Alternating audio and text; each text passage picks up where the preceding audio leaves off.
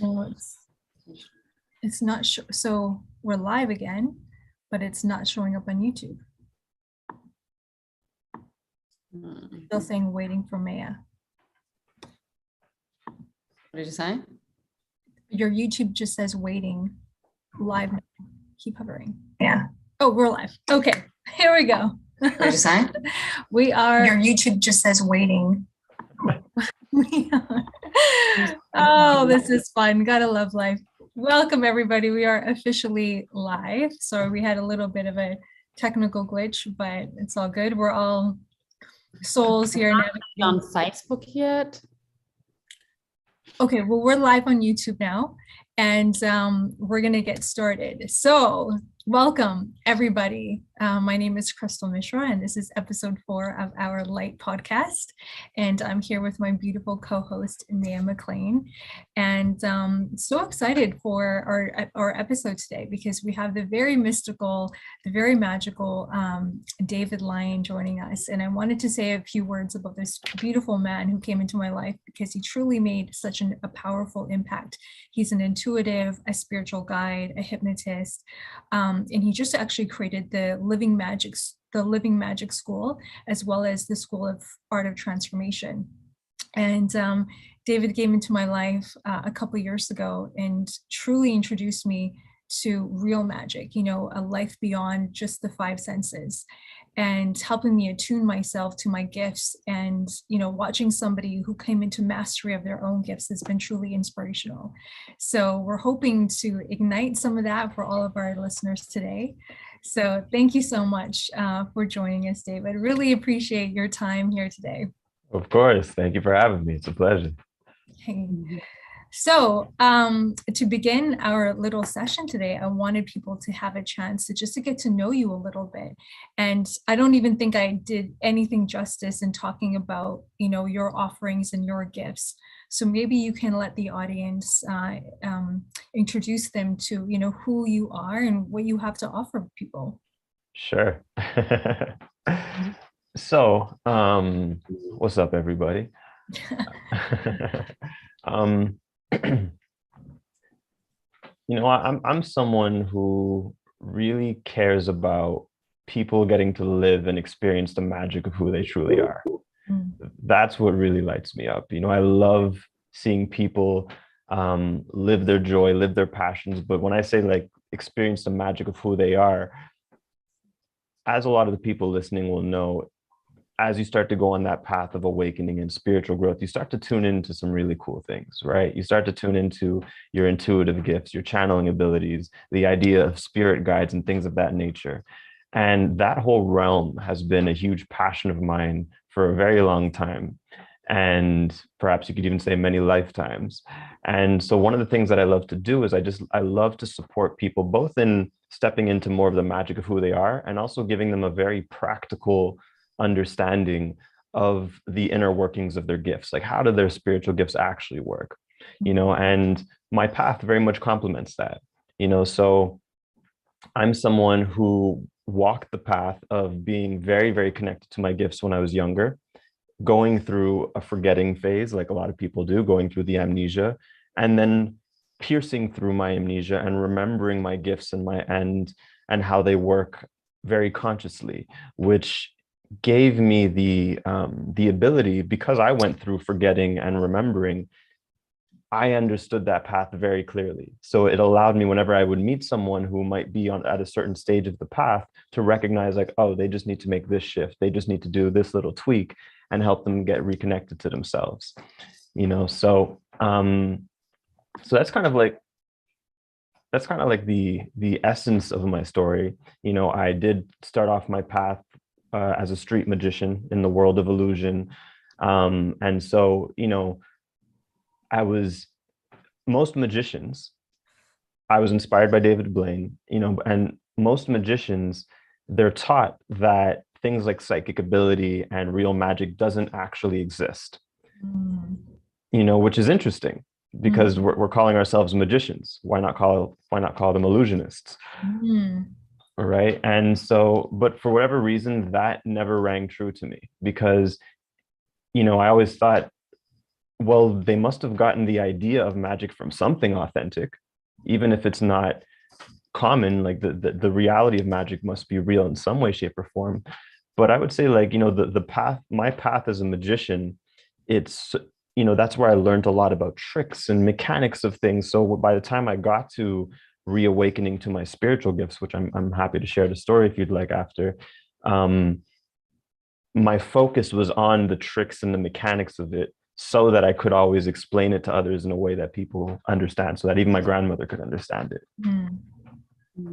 So spiritual gifts, for somebody hearing that for the first time, they might be thinking, what the hell does that mean? But from my understanding, it's come to my awareness that everybody has an innate genius inside of them, something that they can be a master of. It's something that was, almost like a gift coming from the divine.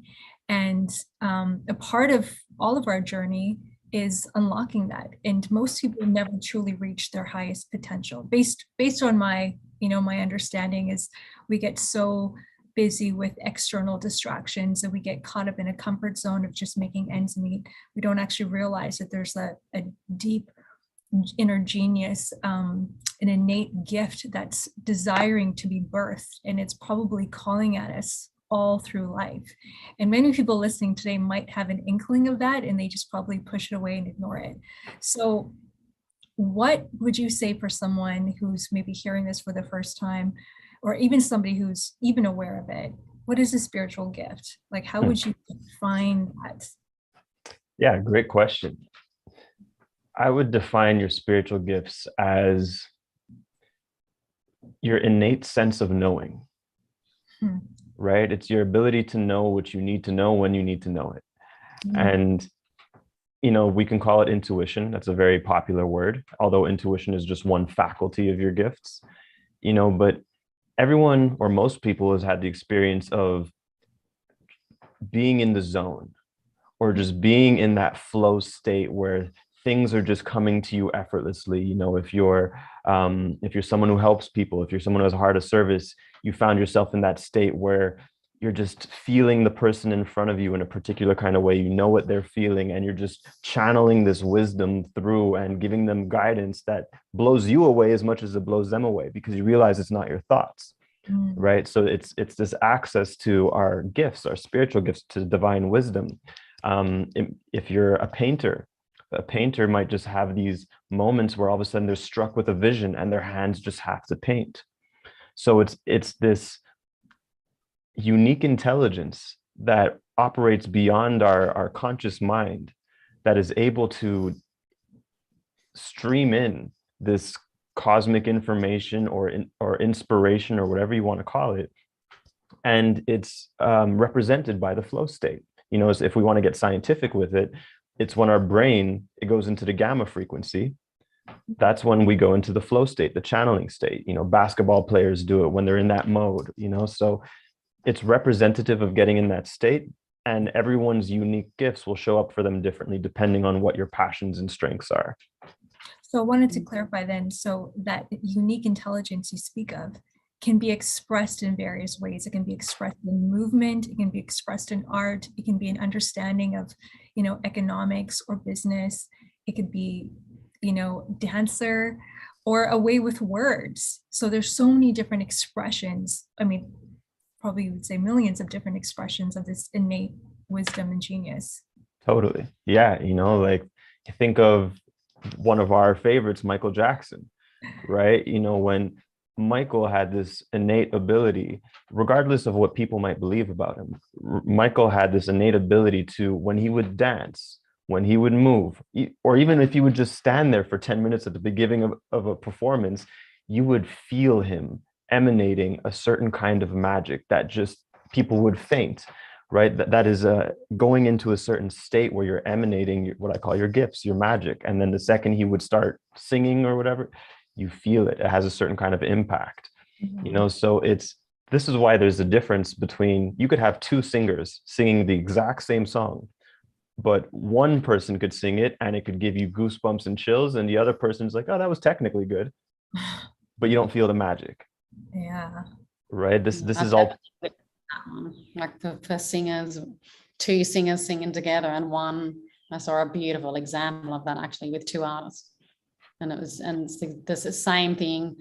The one that didn't feel connected had their expression, their technique was way better. But the one that had that connection and that direct download from source, just killing it. You can feel that energy all the way. Huge difference. It's a huge difference, you know. That's why I say, you know, like, everybody has a gift, but not everyone opens up the present. Oh, I love that. Right. That's the first time I heard you say that. I love that. Wow, that really hit. All right, so okay, then let's talk about that. Sorry, that really hit me there. Like, how do we open up this present? Because I think that I know for me, and I may still be in that phase now and then, is I sometimes I'm aware of that there's something innately within me that's special, and many people might feel that way, but how do you cultivate that and harness that? You know, what are the signs that inspiration is talking to you versus another distraction? Right. Yeah. So generally, it will start with people feeling the sense of, I know I'm here for a reason. Right. And you don't know why that feeling comes. You know, for me, that started when I was in my early 20s, as far as I can remember. But it'll usually start with that feeling of like, I know I'm here for a reason. I don't know what it is. You know, you may not even have the words purpose in your head. That might be the furthest thing from your mind, but you just have that feeling. I'm here for a reason. I don't know what it is. I want to belong. You know, you start to have those kinds of feelings. What you're tuning into when you're saying that is your gift, because there's a certain feeling that you're attuned to when you're saying, I know I'm here for a reason. You start to feel a sparkle. You start to feel a little bit of a shine or a potential inside of yourself that's wanting to be uncovered, unwrapped, so to speak. And the more we pursue the exploration of that, that is the unwrapping of the gift. And so the question becomes, okay, well, then how do you do it? How do you unwrap this gift? And to put it very simply, anytime through courageous action, anytime we act on our inspirations, on our intuitions, on our passions, all those energies that call us forth into more of our bigness, those are the energies that nourish and ignite our gifts, that unwrapped present within. Because it's literally our, so I might have to segue into a different explanation, but okay. Passion and inspiration, those are literally the energy or the language of our higher self.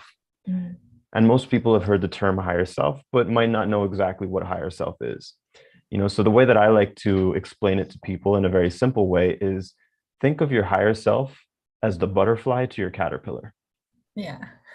Very simple, right? It is the you that is ever so slightly in the future, the most liberated, most fully expressed version of yourself that knows exactly how to get to where you're trying to go.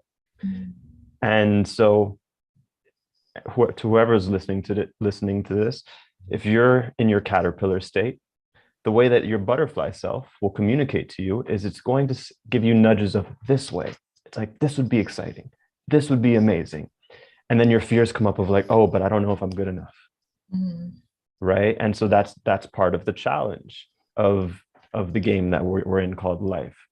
But in essence, when we act on our passions and inspirations, because those are the languages of our higher self, that's us choosing to embody more of our higher self and thus access more of our higher self potential.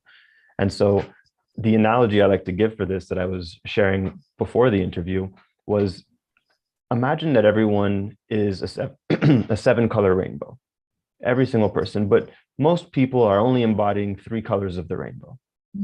And so they only have a 3-color perception of reality, a 3-color thought process, so on and so forth.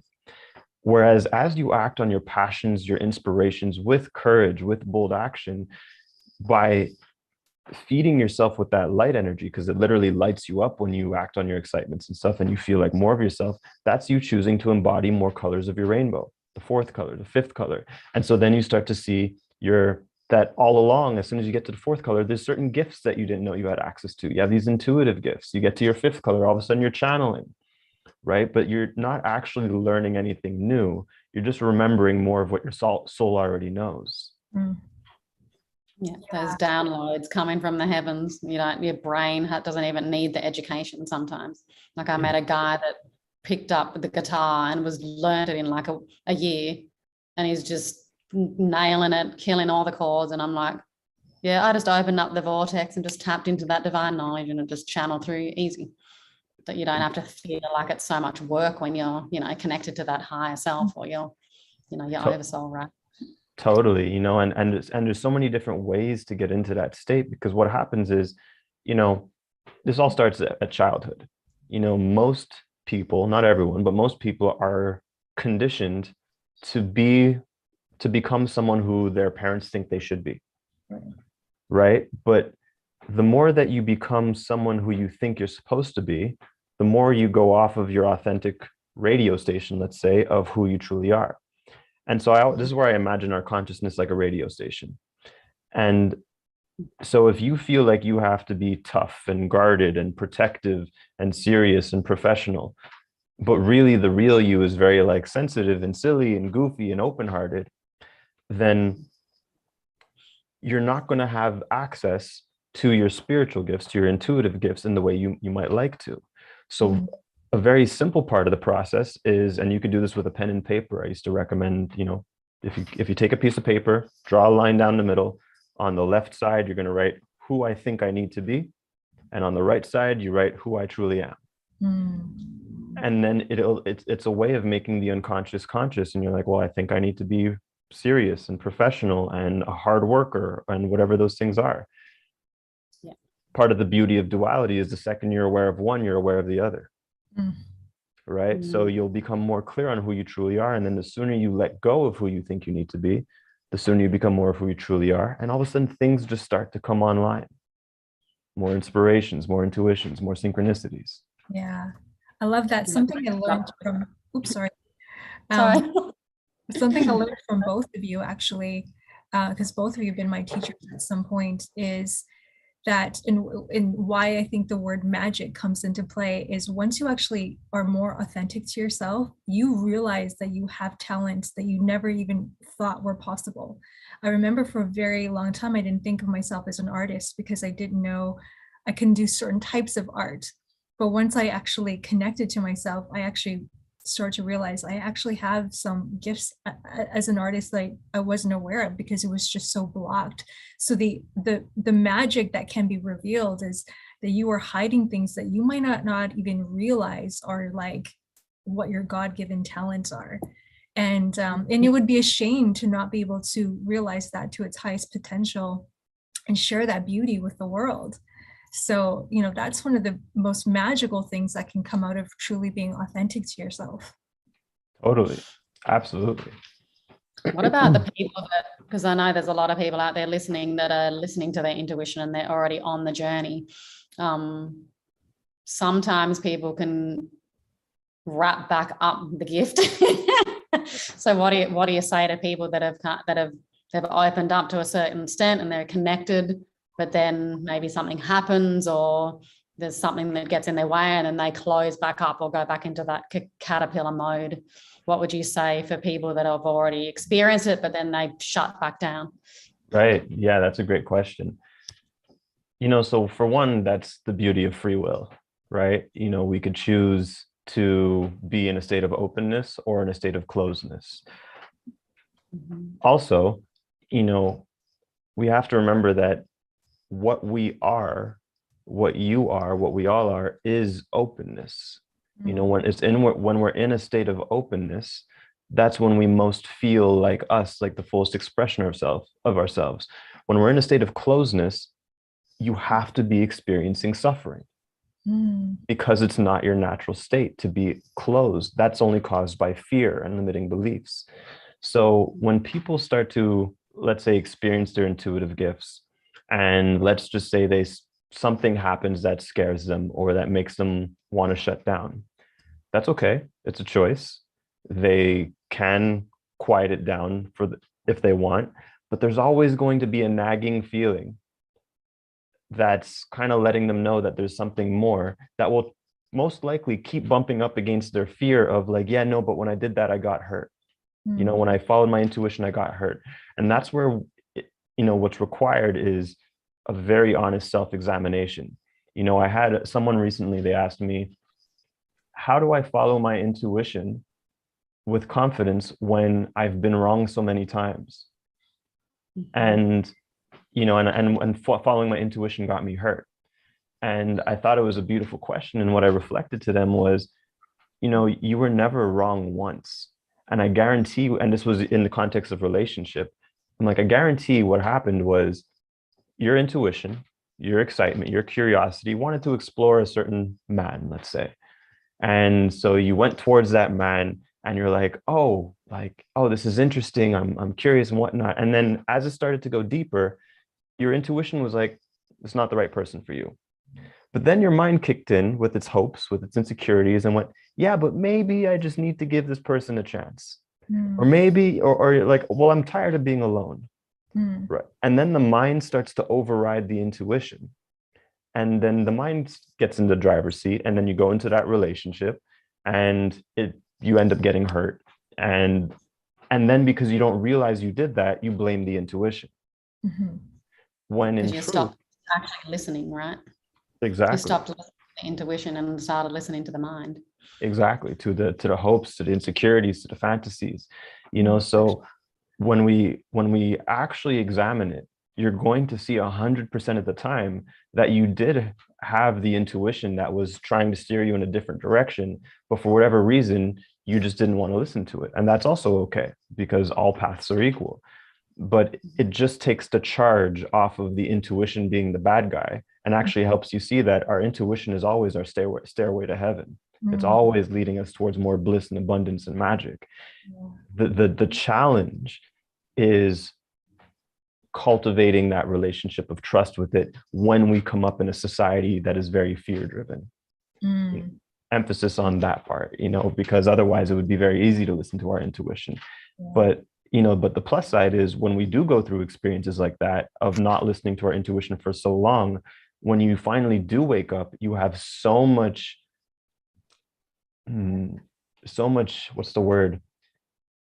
You become so adamant about never ignoring your intuition again, that's when you really start to embody your intuition, right? You become more of an intuitive, so I heard you get the contrast, and you've seen the difference of that transition. This is what my life looked like when I lived not from my intuition, and this is what it looks like now. I can feel that freedom. I'm not going back there again. Totally. You get even more and more committed to that attunement and that alignment. Totally. Yeah. I remember one of my friends said a very gangster quote where she was like, not listening to your intuition is self-abuse. Yeah. I was like, that is intense and profound and true. Whether it's even if it's a micro self-abuse. You're not really truly loving yourself when you're not listening to your intuition.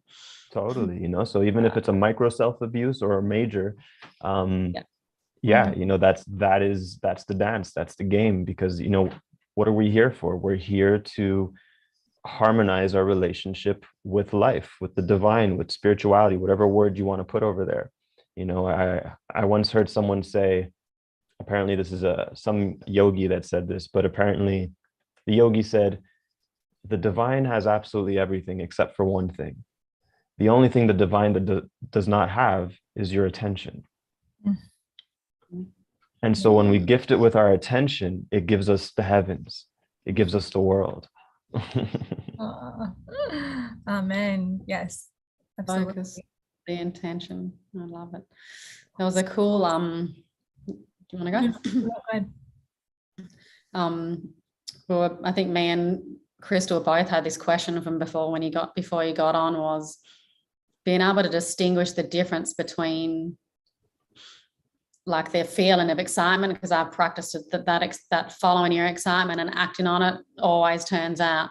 Now, sometimes it comes to a point, and sometimes in my experience, especially when it's longer term commitments, sometimes there's a collapse between excitement and anxiety.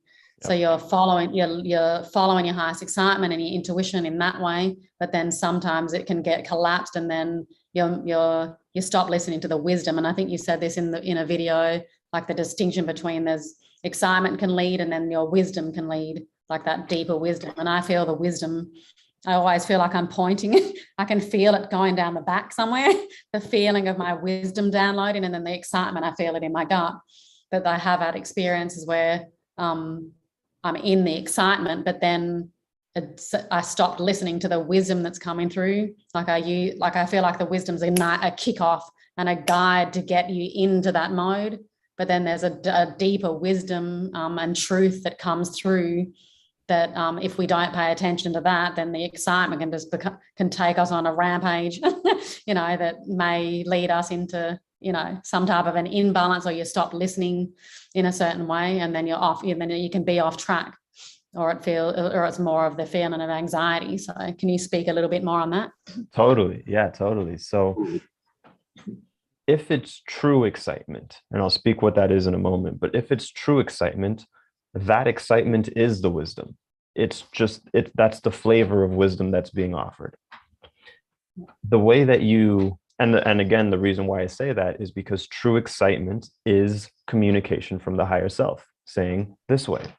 It's saying, this is why when we act on our highest excitement, we end up feeling like more of ourselves, and then we end up feeling more lit up, and then we feel more connected, and then we feel more creative and more confident and more in flow, and so on and so forth.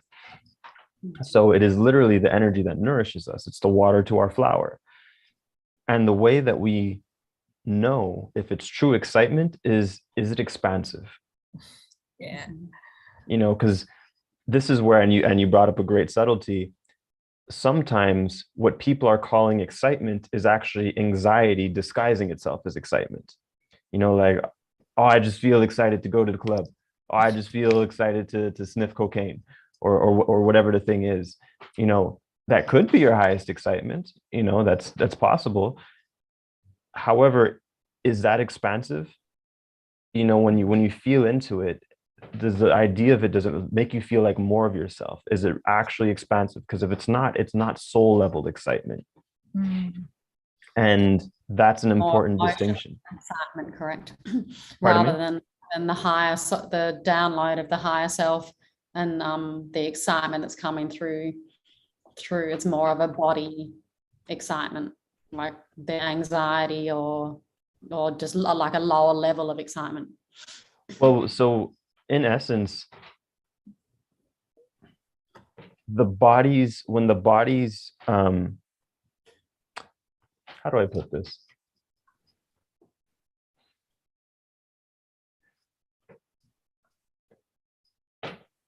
I'm not sure. Because I was going to break down the different levels of excitement, but then I thought I thought it might be better just to keep it more simple.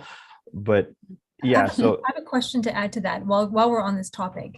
Is the difference between your highest excitement versus desire, which can be very seductive, like lust, that only serves to feed the ego and then leaves you feeling really terrible after.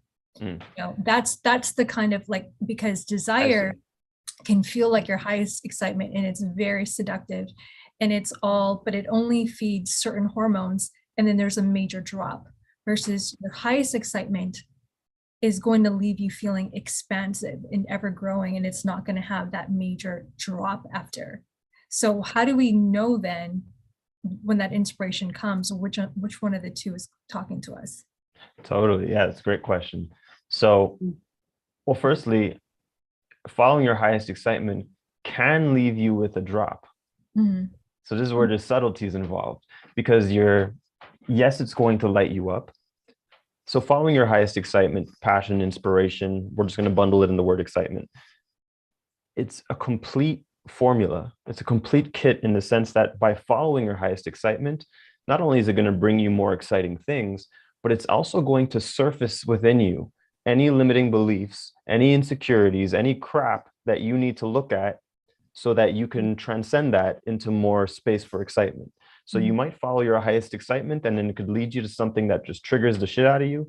And then all of a sudden you feel like you have a drop, but actually it's a manifestation of your excitement being of service to you. So the key word in that is your highest excitement. So what highest means is you have to reach for it a little bit.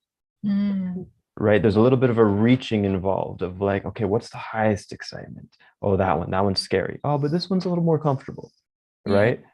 And this is where it's so important to not place any judgment on any which way you might choose to do things, whether it's go for the lustful desires or go for the highest excitement, because it's only once we make every choice equal can we actually make a pure decision. Mm. Otherwise, you're going to have an undue charge, an undue weight on a particular decision, which will actually make it more alluring. Mm. Right? What we resist persists, and then we're like, okay, I need to go do that thing. Yeah. Right. Yeah. So Something better or something's worse, and then you're making that distinction instead of everything just is what it is, instead of putting that energy into one's right or wrong or good or bad. totally. And this is where, this is where it's so important. This is where we have this beautiful sense of freedom, because you very well can just go, okay, my highest excitement is to do this thing. I acknowledge that. And my other excitements or desires is to go sleep with this chick. Right. And you could acknowledge both of that and be like, you know what? I know that this is my highest excitement, but I'm going to choose to do this because I just want to have fun. That's perfectly okay too. As long as you're going into it with consciousness, you'll get what you need out of it. And that way you could run up that energy, so to speak, and go towards what you're looking for faster. Mm-hmm. It's the intention, and it's being completely honest with yourself. Exactly. Right? As opposed to just being distracted or lying to yourself. And that's the most important thing when people, with the honesty with self is what strengthens your intuition and therefore strengthens your gifts. Absolutely. Yeah. Which is, which takes a lot of practice to be that radically honest, because there's so many subconscious things that can happen. I mean, I could think of friends of mine who are just like, oh, I love this woman. And, and they genuinely feel and believe it. But, I could see, I'm like, there's some other things at play over here, but as far as, right, I'm like, but that's just, their level of self-honesty is, I love this woman. Their idea of love and lust might be confused. But then that's okay, because following that path is going to reveal it. That's why it doesn't matter what path you go to. Eventually, you're going to end up home inside yourself. Yeah, so I love the quote. It's either a lesson or a blessing. Yeah. Even if you go that way, you're going to learn something, and then you gain that greater level of wisdom, even if it hurts. Totally. Something I learned from you, and which was kind of new for me when we first kind of met, was attuning yourself to sign symbols and messages from your guides. And for many people, this is something that's maybe quite new for them. And so maybe I was wondering if you can elaborate a little bit, and I know it's a very big topic, but just a little bit, is how do we know? I mean, I believe that we have angels and guides and our ancestors always communicating with us and, whispering to us in many different ways with messages and symbols about, our purpose and where we're meant to go. And, and some people might say, it's just coincidence, but what are your thoughts? I know this is something that you're very connected to, so I'd love to. Yeah. Totally. Yeah. So our spirit guides, whether or not people believe in them, doesn't matter. You're still unconditionally supported by them, so it's okay. But what people can relate to, so I'll speak to it on two levels. So for those who are aware or curious about the idea of spirit guides, our spirit guides are essentially there to guide us, right? And their purpose is to help us become a better guide of ourselves. And the way that they communicate with us is through, again, the language of guidance of this way, take this left turn instead of going straight this time, right? Or go get a smoothie. It could seem very random, but it's a clear kind of signal or sign that you're getting. And part of what they do is they help to orchestrate the synchronicity in our lives, the unfolding of synchronicity in our lives, which people can also call coincidence. But if you notice, so for example, an idea of a synchronicity for those who might not know is, when I wanted to become a magician, this was in a time, before YouTube, before all the things that we have access to now. I was 16. I didn't know where to learn street magic like David Blaine, but I really was excited about learning and just like finding a way. And then after I went to the libraries and stuff and found nothing, I was like, okay, I surrender. Maybe I'm not meant to learn. And then as soon as I surrendered, now looking back, I know it was a surrender. But as soon as I surrendered, the next day I show up at school and there's a magician in my school, and he ends up teaching me my first magic trick. So that's a synchronicity. So everyone has these moments in their life where they were at the right place at the right time, and they don't know how things unfolded in that way, right? And it's our spirit guides that help to orchestrate that. But the important thing to understand about synchronicity is that it's not random. Yeah. There's actually a science to it. In fact, our whole reality is organized through synchronicity. There's positive synchronicity and negative synchronicity. You could synchronistically keep getting shit in your life and you don't know how this is happening to you, right? Or you could synchronistically get like, this is amazing. This is amazing. Yeah. So synchronicity is a constant. It's just about learning how to attune to the synchronicity you prefer, which again is by acting on your inspirations, your intuitions, your highest excitement, so on and so forth, because that's like pulling the thread of those energies towards yourself. So to go back to the idea of spirit guides, okay, I'm going to go mystical on this one. Yeah, okay? Let's go. Take it there. So anyone who's ever experienced a guided meditation or hypnosis, what happens in that experience, if I was to lead you through a guided meditation, you're going to go into an eyes closed state where I start to use my language and communication to stimulate your inner world, right? So you might be on a beach and then I might say a certain word. I'm like, and look to your left and there's your favorite person in the world. And then they synchronistically appear over there, right? And so that is an analogy for what is happening on a spirit level. Because if you can imagine, for those of you who know that you're not a body who has a soul, you're a soul who has a body. Your soul is in spirit world right now in meditation as a metaphor. And your spirit guides are essentially your soul's best friends who are there whispering things into your soul's ear so that they manifest in your reality. And so your soul has its own free will to explore this human experience. And then there's these impulses where you just hear these whispers of go left, get a smoothie, call this friend. That's your spirit guides whispering in your soul's ears saying, if you do this, it's going to lead to a certain manifestation that you're really going to like. All right. Yeah. So that's to give like an analogy to it.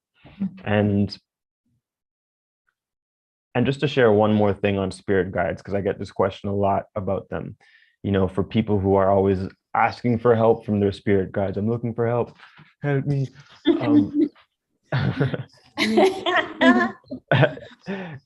It's important to recognize that when you're asking for help, your spirit guides are already constantly giving you all the help and guidance they possibly can, even when you're not aware of it. So when you're asking for help, all you're actually doing is you're making yourself aware of all the guidance that is already coming in. And so the idea is to recognize that you're already supported, you're already being guided, it's already happening. And then from that standpoint, you just start to make yourself aware, or you start to become aware of what's already showing up in your reality. What songs are playing on the radio when you walk into the store that speaks to you? Who's ringing your phone? What's been showing up for you? These are all the different ways in which you could, 1111, 222, all those number signs. There's all different ways that they could communicate with you. So it comes back to the listening again, right? The listening of opening up that awareness. It's already happening, but if it's landing on deaf ears, is it going to still manifest in that way? But then once you get that recognition, then you have the synchronicities and you're actually playing the game and you're having fun receiving rather than it's just sitting there. I'm just stuck in my automatic pilot mode. I'm not living in the awareness. Oh, look at that sun stream coming in and listening to the magic. And, Prince is on the radio again. That's really Krystle. Yeah. You know. So couple Prince things. say that. Message me. Oh, it's everywhere. I'm like, Yes. Yeah, it is everywhere. So I want to clarify just a couple of things, because I think we're all on the same page with this. One, there's no such thing as luck. We don't believe in luck here. You know, we're all intentional beings. The second is, when we meditate, the reason why people practice any form of meditation is because it quiets down the mind. And when we quiet down the mind, then we can hear the universe communicate with us. You know, that's one of the ways in which we allow spirit and intuition to actually talk to us. Other than that, it's just like a circus up here, like the mind's going, and we're not attuned. So that's why silence, listening, or forms of meditation can help calm the mind, so we can attune ourselves to what, you know, to the gifts and intuition. And yeah, so those two things for sure that I want to clarify with people, because there's this perception that, oh, you're lucky, or oh, you just have the capacity to be in silence or to attune yourself. You know, my life is too busy. I've got kids, I've got 2 jobs, you know, I don't have time to listen to higher guidance. But those are excuses. What am I listening to? I've got to stop in, feed the kids, feed the dogs, take the dog for a walk. Exactly. And that's the I think the thing that we want to get through to people who might find themselves in that situation is, you know, it's about self-love, and you've got to give yourself that time, because in honoring yourself and honoring that divinity within you, like you said earlier, David, then the universe can give you all the things that it's desiring to. It's desiring to take these obstacles out of your way and to make your life more seamless and smooth. I know I used to be those people. I used to look around and be like, God, this person just walks effortlessly, and it's like the red carpet is rolled out for them, and here I am spilling my coffee and late for everything. And then now I'm one of those people walking around like, and it was just a matter of practice and changing my entire mindset. Totally, you know, and part of the reason why people's mind is so chaotic is because they're not actually joyfully engaging with life. Right? When you're joyfully engaged with life, when you're loving your life, when you're loving the moment, you know, when you're usually, if you're like, for example, if you're kissing someone that you're genuinely passionately in love with, chances are your mind's not racing, right? You're engaged in the moment. Well, why not practice kissing life? You know, that, and I know it can just sound like pretty words. And what I'm really literally saying, it's always going to come back to the same thing, is act on your highest excitement, on your highest inspirations. Because meditation is one amazing way to center yourself, silence your mind, and all those things. And for a lot of people, there are those who try and meditate, and it actually makes their mind more chaotic because they just don't know how to get engaged in it. And this is where I always tell people, you know, it's not that you can't meditate, it's just that the meditations you're doing are too boring for you. You know, it's like if you go to a movie and it's boring, you're going to be thinking all the time. But if the movie's good, you're going to be super engaged. The same is true for meditation. There are fun meditations, and there are ones that might come off as boring to you. You know, so if meditation isn't your flavor yet, then go do something fun. You know, because guaranteed in every moment, there's a number of things you could choose to focus on, right? You could either choose to focus on the things that are going to bring you joy, or you could focus on the have-tos of the mind. You know, so you might be in a moment and be like, oh, I'd really love to take a bubble bath. Oh, but I have to get these deadlines. I have to. What you have to be aware of in that moment is which energy are you going to choose to invest in? Because you could either invest in the energy of, right, that hardcore energy, or bubble bath, right? And here's what happens is, let's just say you're vibrating over here. This is where your mood is. This is where your vibration is. If you continue to push against things that you don't want to do, if you continue to act on stress, frustration, it's just going to get more stress and frustration. You know, it's a very simple formula. Be plus do equals have. Your state of being determines how you do things, determines how you have things. So if you're constantly in a state of being of life is not good enough, you're going to do things from life is not good enough and have more of not good enough, no matter what you do. But if you give yourself a chance to be like, okay, I don't want to invest in more stress, even though my mind's telling me I have to think I have to keep doing these things. Actually, here, I got a perfect story for this. Mhm. One day I woke up, and just because of the momentum I had built up in my life, the second I opened my eyes, my mind turned on, and it was just like, okay, I have to take out the garbage. I have to get back to these clients. I have to write this email. I have to finish this project. Have to. Very rigid, strong energy. And then I said, okay, wait, hold on.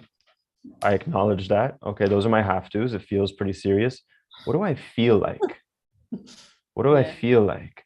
And then because feel like is the energy of the soul, have to is the mind. So feel like, I was like, you know what? I actually just really feel like getting a bowl of cereal and watching an episode of Fresh Prince. That's what I wanted to do. And as soon as I said that to myself, my mind kicked in, is like, no, that's irresponsible. You're procrastinating. You're being lazy. And I recognize it. But again, I'm like, I don't like that energy. That's not the energy I choose to invest in, even if it seems to be logical. Even if it has reasons. This is where I call reasons versus resonance. Resonance always overpowers reason. So I was like, I'm going to practice what I preach. I'm going to get my bowl of cereal and watch Fresh Prince. And then so I did that. I got my cereal, watched my episode, and then through laughing and the joy, it brought my energy from here to here. And then I was like, okay, now that I did that, now I really don't feel like doing my work. I want to watch another episode. And then again, you're being lazy, procrastinating, da da da da da. I'm like, nope, practicing what I preach. I'm listening to my soul, even if I don't understand it. So I watched another episode, brought my energy from here to here. And then I'm like, well, now I really don't feel like doing my work. I actually just want to go for a walk. It's really nice outside. It's a summer day in Montreal. I'm just going to go. And mind kicked in. I ignored it, or acknowledged it. And then I chose otherwise, I should say. And I went for the walk, and then the sun was beaming on my face. And, I just started to feel grateful, and I slowed down, and I was just in a state of just looking at the beauty of the park, and my energy went from here to here to here to here. And then suddenly I found myself in the vibrational vicinity of where inspiration lives. And so unexpectedly, inspiration dropped into my consciousness. And then all of a sudden I was like, oh, that's how I can do my work. That's how I could do what I have to do. And then suddenly my have to turned into I feel like. So now I feel like doing what I have to do, which allowed me to approach my work with way more of my soul and get it done more effectively, more effortlessly, and more efficiently. So this is like a perfect illustration that always works, by the way. It's a perfect illustration of how our soul, our higher self, the butterfly to our caterpillar, knows best. It is always taking into consideration what is needing to get done and what your mind wants to get done and more, because it knows, like, okay, yeah, you got to get this work done, but first you got to fill up your own cup. First, let's get you into a state of joy so that you can actually bring that energy into your work and have the results you're looking for. And this is the art of what I always say is you can either try and figure things out, or you could tune into where things are figured out for you. And that's the dance that we get to play. And I promise you, and I always suggest this to everyone, to anyone who's wanting to actually give this a real go, is give yourself 7 days. Okay. I invite people to do a 7-day challenge. And this comes from the idea, like, whether it's true or a metaphor, God created the world in 7 days. So for me, what I hear is it takes 7 days to create a whole new world for yourself. So if for the next 7 days, you only prioritize acting on your highest inspirations, intuitions, joys, no matter what, just for its own sake, I promise your life will become a magical explosion of abundance and synchronicity, and you'll never turn back. Yeah. That is so sexy. That is what it means to walk this life with like that orgasmic energy, because life is just, you're full, you're fulfilled, and there's just like things are just ever growing and ever evolving, and that's where that little bit of magic, where the unexpected can happen, where miracles can happen. That's the energy and where it lives. Totally, because like our minds are only designed to know two things. Our minds are designed to know how things are happening and how things have happened. Our minds aren't designed to know how things are going to happen, right? That's our intuition. That's our higher mind. That's the butterfly. It knows how things are going to happen. It's in the future. It can see, it's got the bird's eye view. You know, if you're in the forest and you're wondering which way to go, it's hovering above the forest and it knows if you go that way, it'll take you to where you're going. So it's ever so slightly in the future, just has the higher vantage point, and it gives you the opportunity again to give your attention to the divine and dance with life. And this is what I call the art of living magic. Beautifully said. Like, Full circle. What you need to live it is to create the space, right? The 7 days, you're going to need the space to create that. So you got a clear schedule, and then that listening piece comes in, because you've got to listen when you're in that space, correct? Right. Well, I would even say, like, for one, you are the space, right? You are the space. And what I mean by that is, yes, you might end up needing to clear your schedule as you move forward, but you don't necessarily have to do it as a prerequisite first. You can trust that, let's say, if someone listening to this is like, okay, I'm going to start right this moment, or I'm going to start tomorrow. Well, as soon as you do so, your excitement will guide you to be like, reschedule this call. And be like, okay, but I've been waiting, reschedule this call. And you do it. So you don't even need to create the space. You just are the space and become the space. And now you're just allowing for it to organize for you. It literally organizes everything in your life for you. Yeah, and that's the dropping into the trust at that point. Because, I could clear my schedule, or I could just keep everything in place, or move that thing, or is this the right action that I've got to take? Because maybe that, if I do that, then that's going to happen when we get out our mind. So you've just got to be in that state of trust and surrender. Totally. Yeah. Because, if people were to think that they have to wait till they have a clearer schedule before doing this, they're going to wait forever. Yeah, we're going to do. They don't trust, and they're stuck in their mind schedule, the matrix. That's it. It applies right now. Like they could go right after this podcast and go, okay, what's my highest excitement? And now they're in the flow. Right. I know we're running out of time, but I did have one more question, if you're cool with that, Krystle. Oh yeah. Maybe we can keep it a bit concise for people's time and schedules. But my highest excitement is calling it right here. There we go. Happening right now. So what do you say to people that are in relationships? Like, this is more of a partnership question, because there's two people, they're following their excitement and they're following their intuition. What is your experience being in a relationship while in this practice of listening to your intuition? What's that experience like? Do you feel like your intuitions and your excitements ever clash? What's that journey like? And can you share a little bit more for people? Yeah, sure. I'll kind of give like a more general response, but if you have something specific to ask, I'll respond to that too. But in essence, my experience is perfection.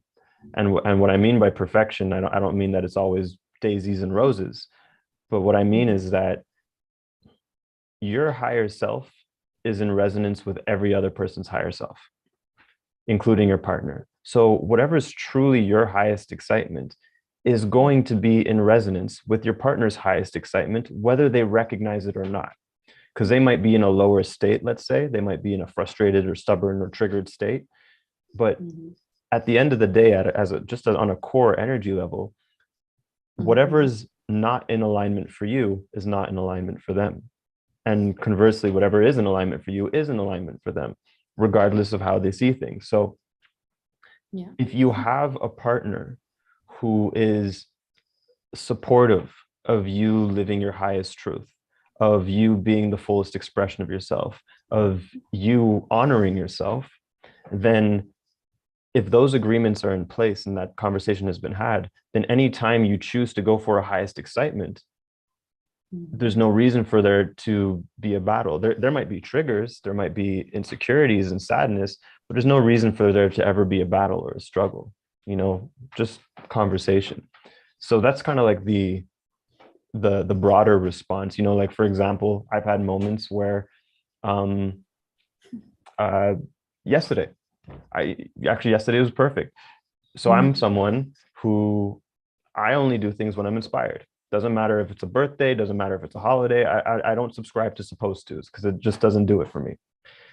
Yesterday was the first time in ever I had no inspiration towards Valentine's Day. I just wasn't anything personal. Yeah. wasn't anything personal to her, to me. I had a headache. I wasn't feeling good. And that's just where I was at.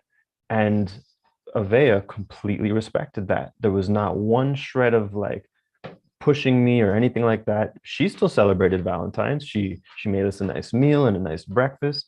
She honored her inspiration and I honored mine, and it was a perfect harmony.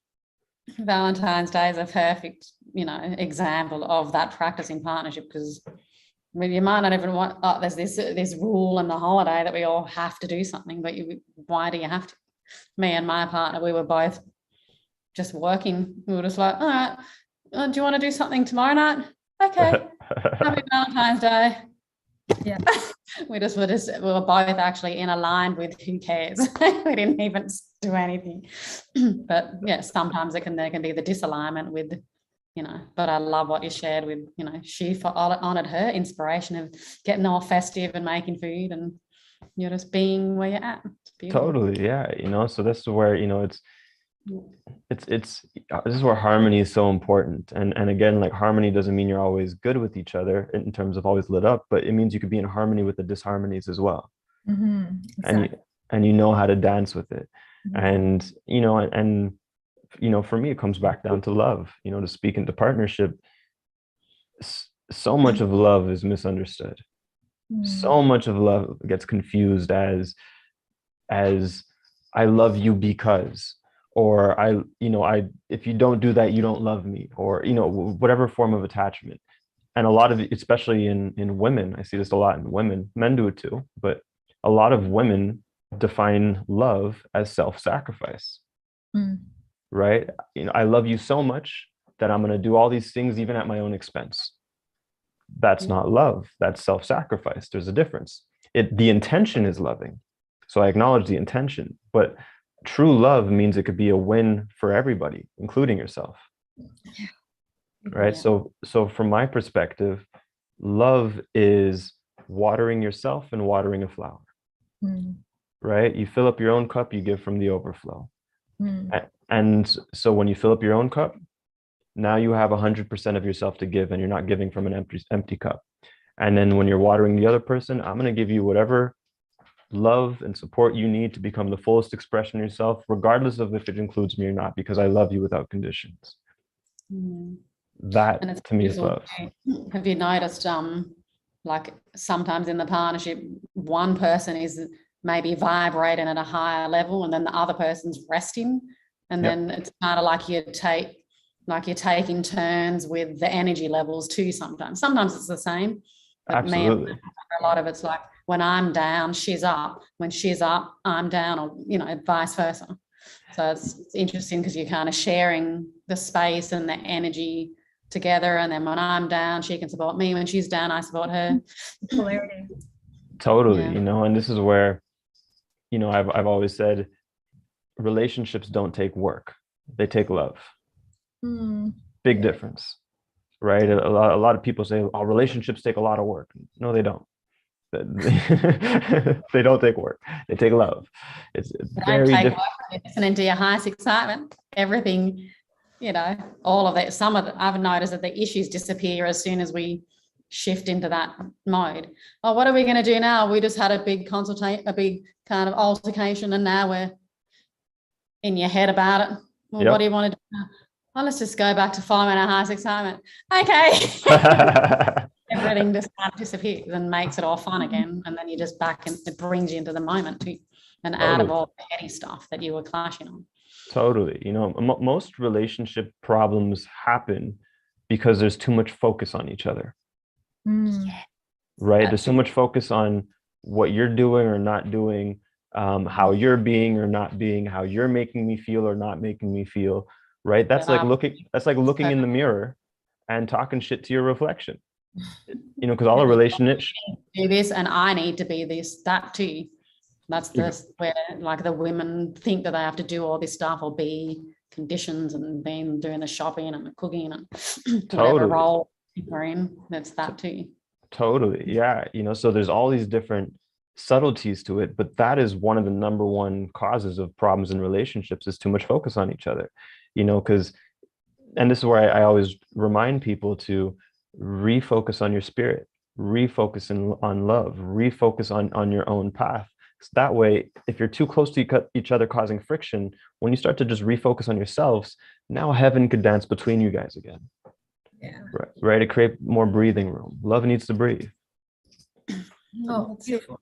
Gosh, David, you just keep saying things and my heart is melting over here. So I have a feeling relationship dreams right now. We're planting a seed. I feel like we're gonna have to come back and do a part 2 and actually, if you're open to it, being our masculine energy here, and maybe we can go into some relationship dynamics from that highest excitement. Cool.